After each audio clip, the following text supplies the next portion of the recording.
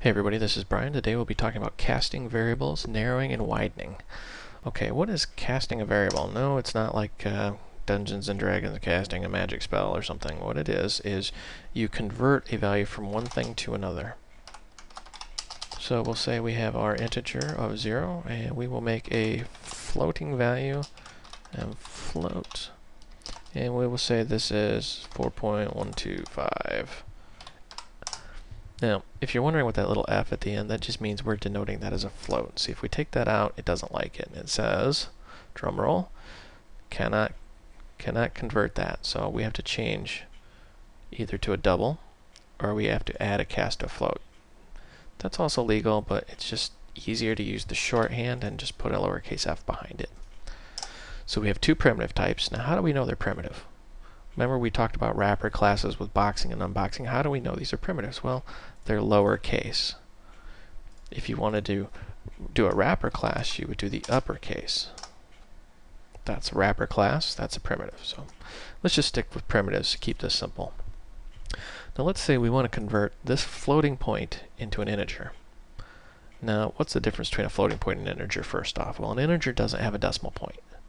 A floating does. So anything past this decimal point is not an integer. That is an integer. That is not. So to convert this value, what we're going to need to do is called a cast. And the syntax for this is really simple. We're going to say mint equals, and then in parentheses type the type that you want to cast to, in this case an integer, and then the value you're casting from.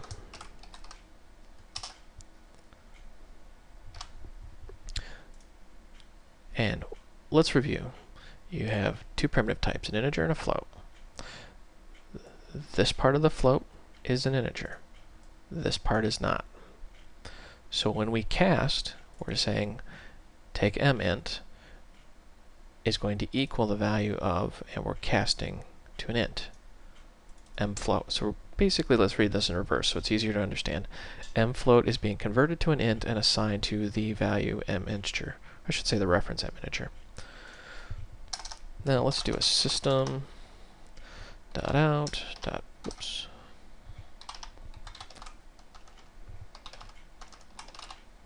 Dot print line. I still can't type today. This is the third video and I still can't type, so bear with me. Mint. Now when we run this, what do you think is going to happen? We're spitting out mint, this guy, and you see we've assigned it the value of mfloat, but we've cast it to an integer. Let's find out. There's the 4. Where'd the rest of it go? It should be 4.125. No, it shouldn't.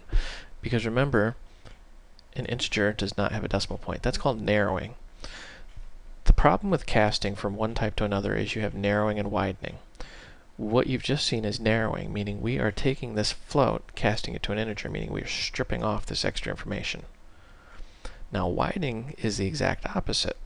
Widening would be when we say mfloat equal, and we're going to cast this. That's called a widening conversion. So let's actually just narrowing, widening. Space these out a little bit so they're not so confusing. So this is a narrowing conversion. We're going from a bigger number to a smaller number. And this is a widening conversion. We're going from a smaller number to a bigger number. So let's just spit out mfloat and see what's going to happen. Now if you start at the top here, you see we've got two variables, mint, mfloat. One's an integer, one's a floating. We're going to take our floating value, convert it to an integer, assign it to the integer reference. That's a narrowing conversion, meaning it's getting smaller. And then, as a cruel twist of fate, we're going to turn right around and widen it. So we're going to say our integer, so at this point it's 4, is going to be widened to a floating point and assigned to the float reference. So when we spit this out, it's probably still going to say 4. Do you believe me? Let's find out. 4.0. You see how it added that extra 0 in there because the floating point always has a decimal place.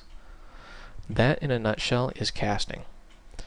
Another handy little trick I can show you real quick here is the toString method. And for that, what you really need to do is create a wrapper class. So we're just going to say int integer test, we'll just call test equal 234. Now let's say we want the string representation of this. Well, with wrapper classes you can do .toString, and as you can see it converts it to string. You can also do to binary, to hex, to octal. You can do toString with a certain formatting. There's many things you can do. So let's just kind of test this. Do our handy copy and paste.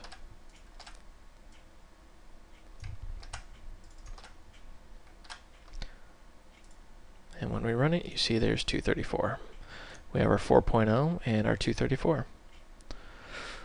So if none of that was apparently clear to you, you should probably rewind the video and rewatch it. This is not an easy topic, so don't beat yourself up. What you just need to know is that we are converting. You're converting from a float to an integer, from an integer to the float, and then you have narrowing and widening. And you really need to understand the difference between those. Well, this is Brian. I'm running out of time, so I thank you for watching, and I hope you found this educational and entertaining.